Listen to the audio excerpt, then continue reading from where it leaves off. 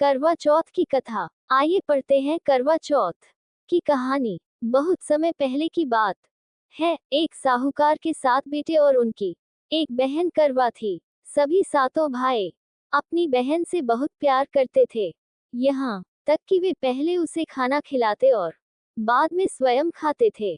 एक बार उनकी बहन ससुराल से मायके आई हुई थी। शाम को भाई जब अपना व्यापार व्यवसाय बंद कर घर आए तो देखा उनकी बहन बहुत व्याकुल थी। सभी भाई खाना खाने बैठे और अपनी बहन से भी खाने का आग्रह करने लगे, लेकिन बहन ने बताया कि उसका आज करवा चौथ का निर्जल व्रत है और वह खाना सिर्फ चंद्रमा को देखकर उसे अर्घ्य देकर ही खा सकती है।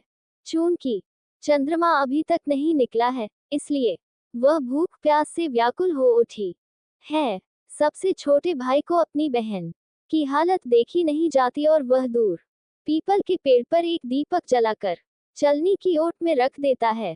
दूर से देखने पर वह ऐसा प्रतीत होता है कि जैसे चतुर्थी का चांद उदित हो रहा हो। इसके बाद भाई अपनी बहन को बताता है कि चांद निकल आया है, तुम उसे अर्घ्य देने के बाद भोजन कर सकती हो। बहन खुशी के मारे सीढ़ियों पर चढ़कर चांद को देखती है, उसे अर्घ्य देकर खाना खाने बैठ जाती है। वह पहला टुकड़ा मुंह में डालती है तो उसे छींक आ जाती है, दूसरा टुकड़ा डालती है तो उसमें बाल निकल आता है और जैसे ही तीसरा टुकड़ा मुंह में डालने की कोशिश करती है तो उसके पति की मृत्यु का समाचार उसे मिलता है।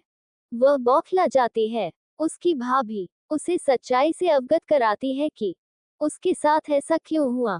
करवा चौथ का व्रत गलत तरीके से टूटने के कारण देवता उससे नाराज हो गए हैं और उन्होंने ऐसा किया है। सच्चाई जानने के बाद करवा निश्चय करती है कि वह अपने पति का अंतिम संस्कार नहीं होने देगी और अपने सतीत्व से उन्हें पुनर्जीवन दिलाकर रहेगी। वह पूरे 1 साल तक अपने पति के शव के पास बैठी रहती है, उसकी देखभाल करती है। उसके ऊपर उगने वाली सुईनुमा घास को वह एकत्रित करती जाती है। 1 साल बाद फिर करवा चौथ का दिन आता है। उसकी सभी भाभियां करवा चौथ का व्रत रखती हैं। जब भाभियां उससे आशीर्वाद लेने आती हैं तो वह प्रत्येक भाभी से यम सुई ले लो, पेय सुई दे दो, मुझे भी अपनी जैसी सुहागिन बना दो, ऐसा आग्रह करती है। लेकिन हर बार भाभी उसे अगली भाभी से आग्रह करने का कह चली जाती है। इस प्रकार जब छठे नंबर की भाभी आती है तो करवा उससे भी यही बात दोहराती है। ये भाभी उसे बताती है कि चूंकि सबसे छोटे भाई की वजह से उसका व्रत टूटा था, अतः उसकी पत्नी में ही शक्ति है कि वह तुम्हारे पति को दोबारा जीवित कर सकती है। इसलिए जब वह आए तो तुम उसे पकड़ लेना और जब तक वह तुम्हारे पति को जिंदा न कर दे, उसे नहीं छोड़ना। ऐसा कहकर वह चली जाती है। सबसे अंत में छोटी भाभी आती है। करवा उनसे भी सुहागिन बनने का आग्रह करती है, लेकिन वह टालमटोली करने लगती है।